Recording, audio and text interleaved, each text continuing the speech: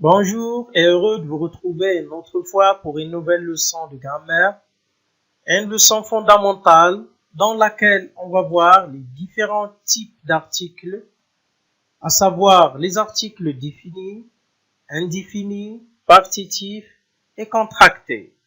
Vous êtes prêts? Allons-y.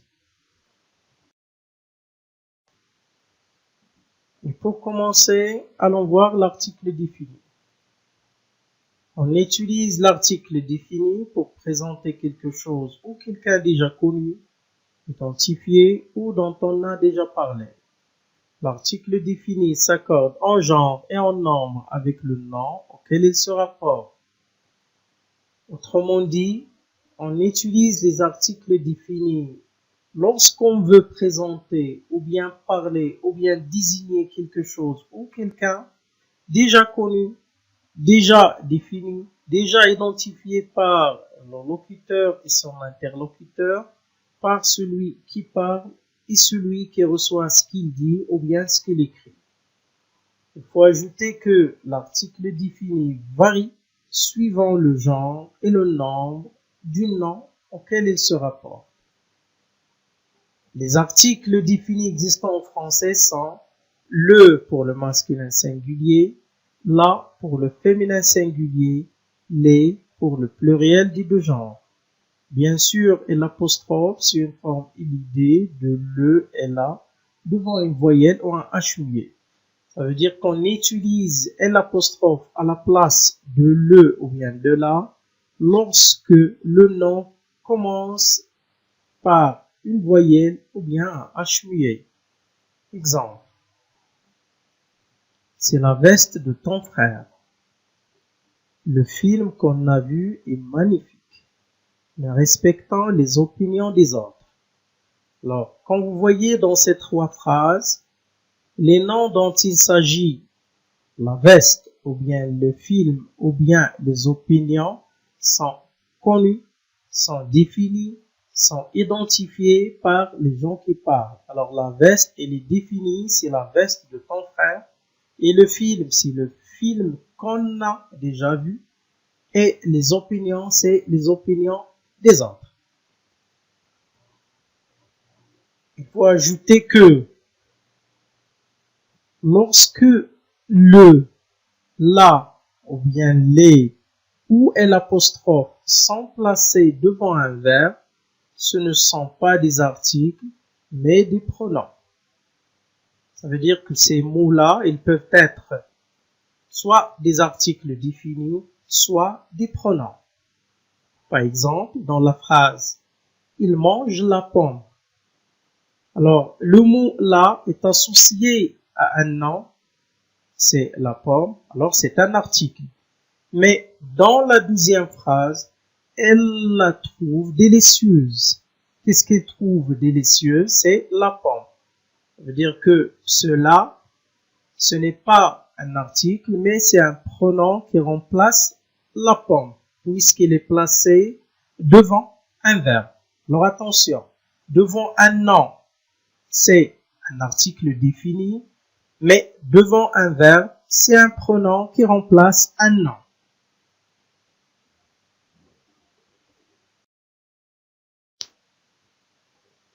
Allons voir maintenant l'article indéfini. On utilise l'article indéfini devant un nom pour introduire une chose ou une personne qui n'est pas connue ou non identifiée. L'article indéfini s'accorde en genre et en nombre avec le nom auquel il se rapporte. Autrement dit, et contrairement à ce qu'on a dit pour l'article défini, l'article indéfini est utilisé pour désigner, pour présenter, pour introduire une chose ou une personne qui n'est pas connue, qui n'est pas identifiée, qui n'est pas définie par le locuteur et son interlocuteur, par celui qui parle et celui qui l'écoute ou bien celui qui reçoit ce qu'il écrit ou bien ce qu'il dit. Il faut ajouter même pour cet article, ça veut dire l'article indéfini, qu'il varie suivant le genre et le nombre du nom auquel il se rapporte. Les articles définis existants en français sont un pour le masculin singulier, une pour le féminin singulier et des pour le pluriel du deux genres. Comme vous avez remarqué, il n'y a pas de forme illidée pour l'article indéfini. Exemple, c'est un fruit. Il travaille dans une boulangerie. Il achète des vêtements. Dans ces trois phrases, les noms présentés ne sont pas identifiés, ils ne sont pas définis. Dans la première phrase, le fruit n'est pas défini, ça peut être une orange, ça peut être une banane, ça peut être une cerise, etc. Dans la deuxième phrase, on ne sait pas de quelle boulangerie il s'agit. Et même dans la troisième phrase, les vêtements ne sont pas identifiés, ils ne sont pas définis dans la phrase.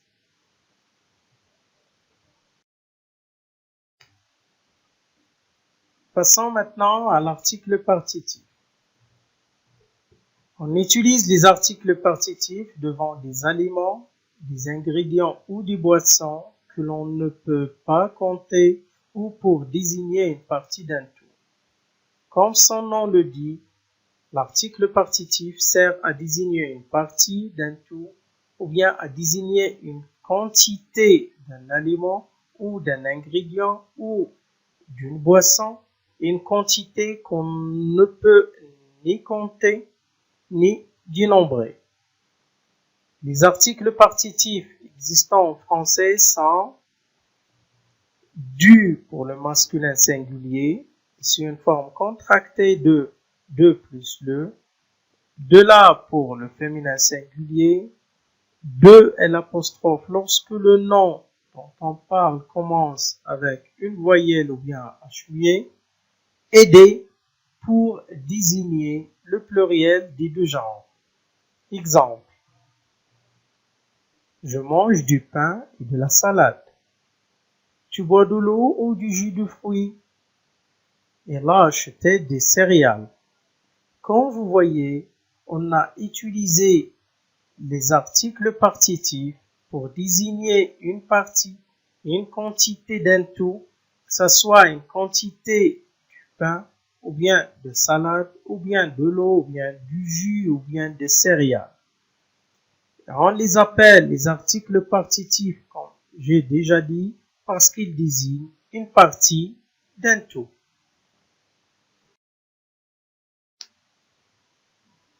La quatrième partie des articles existants en français est appelée les articles contractés.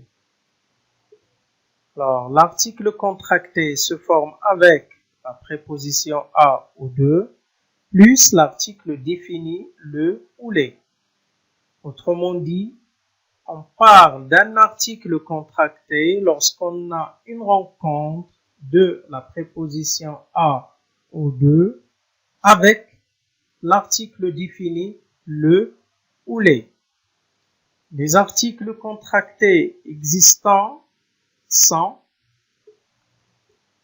au pour dire à plus le, au avec x c'est pour le pluriel, a plus les, du pour dire de plus le, et des pour le pluriel, de plus les. Et comme vous voyez, on ne parle pas d'article contracté dans le cas du féminin. Attention, ne pas confondre des qui est un article indéfini et des qui présente ou bien qui représente une contraction de plus les. Exemple, il mange des pommes. Dans cette phrase, des est un article indéfini. Mais dans la deuxième phrase, les feuilles des arbres tombent. Dans ce cas, des représente une contraction de 2 plus les, alors c'est un article contracté.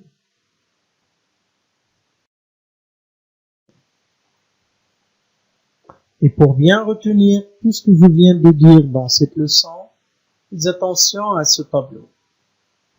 Lorsqu'on parle des articles, on parle du nombre. C'est le singulier ou bien le pluriel. On parle aussi du genre, c'est le masculin ou bien le féminin. Dans le cas des articles définis, on utilise le ou bien l'apostrophe pour le masculin singulier, la ou bien l'apostrophe pour le féminin singulier. J'ai déjà dit que l'apostrophe est utilisé pour un nom singulier commençant par une voyelle ou bien un H muet. Et on utilise aussi L pour le pluriel des deux genres. Dans le cas des articles indéfinis, on utilise un pour le masculin singulier, une pour le féminin singulier et des pour le pluriel. Pour les articles partitifs, on utilise du ou bien de l'apostrophe pour le masculin singulier, de la ou bien de l'apostrophe pour le féminin singulier et des pour le pluriel. Pour les articles contractés, et dans le cas de la préposition à, on utilise au ou bien à l'apostrophe pour le masculin singulier, à la ou bien à l'apostrophe pour le féminin singulier et au avec x pour le pluriel. Dans le cas de la préposition de, on utilise du ou bien de l'apostrophe pour le masculin singulier, de la ou bien de l'apostrophe pour le féminin singulier et des pour le pluriel des deux genres. Mais attention, il ne faut pas confondre des l'article indéfini et des articles partitifs et des articles contractés. Comme vous voyez, c'est très simple. Alors, notre leçon touche à sa fin. Je vous remercie pour votre attention et on se retrouve dans la leçon prochaine.